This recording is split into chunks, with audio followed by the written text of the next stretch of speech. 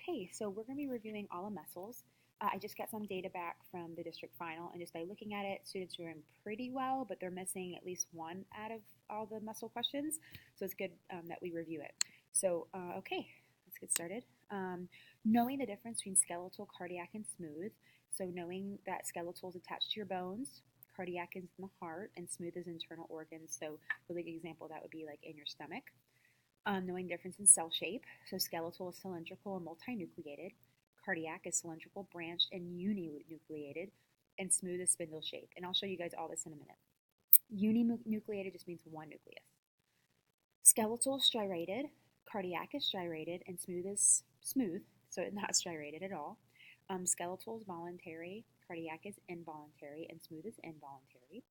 And then type of contraction. Your skeletal is going to be quick and forceful. Cardiac will be rhythmic, and smooth will be slow and contained. Okay, so those are just like little characteristics of each. That's what cardiac looks like. So your cardiac is in your heart. It's branched. I did not say, but it has intercalated discs. Okay, and each cell has uninucleated. Smooth muscle is spindle shaped and uninucleated, and an example would be in your stomach. Okay, so we're going to talk now about skeletal muscle. So your skeletal muscle is striated and cylindrical, multinucleated.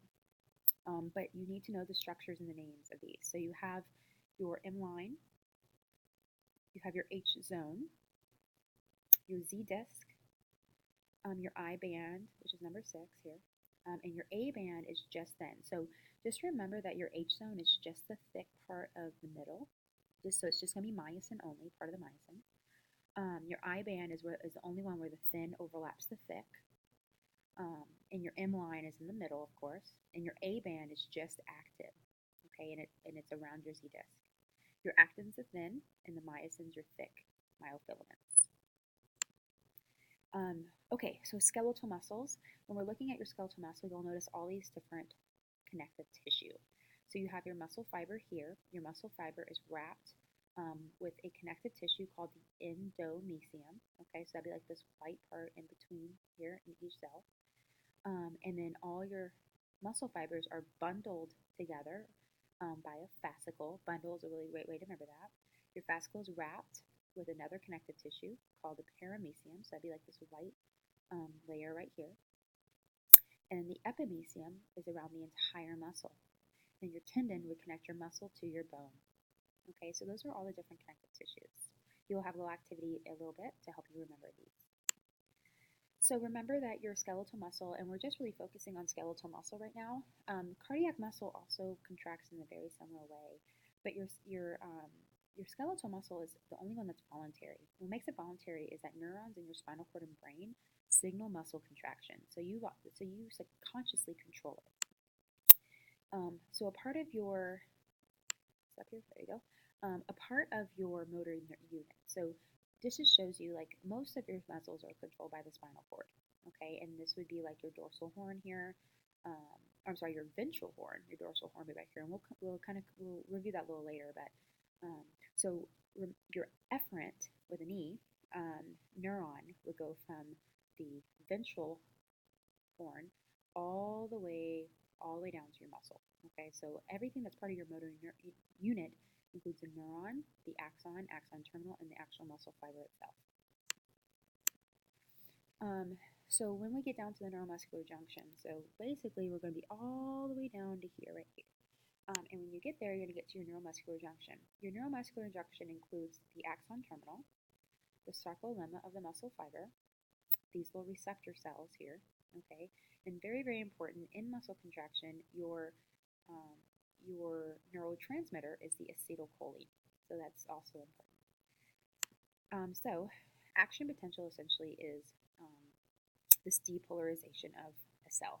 And what causes the depolarization is sodium is mostly on the outside, potassium's on the inside. And when the action potential goes through, it's going to cause sodium to flow in. And when it does that, it depolarizes your neuron so that it's like positive more now on the inside, just because that influx of positive ions.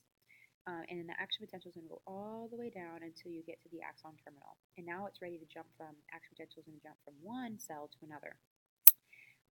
Action potential cannot jump from one cell to another without a neurotransmitter, okay? In this instance, your neurotransmitter is acetylcholine. So when action potential gets to your axon terminal, it's going to cause your synaptic vesicles, which are what hold your ACH, to release them. And that's the word for that is exocytosis, exocytosis. And then your acetylcholine is going to cross your synaptic cleft and then attach to your receptors. And just imagine this whole sarcolemma now just changes in charge. And when that occurs, it's going to become permeable. In other words, it's ready for that positive, that depolarization to jump from here to inside your muscle. Okay, so I really love this picture here because, and so you can kind of see where we are, right? We're in the neuromuscular junction.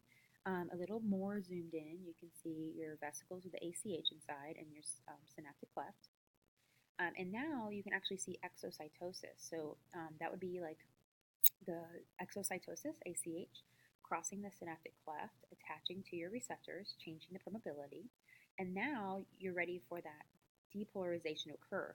So that slightly, those positively charged ions will be in, and for that little time, sodium and potassium both inside, making it positive, slightly positive on the inside of the cell, depolarizing it, and then potassium will go out, repolarizing it. So, but first you have the action potential. So all that action potential is now going to infiltrate downward into your cell. So when it does, the next organelle we're going to talk about is your sarcoplasmic reticulum, which is an organelle that contains calcium.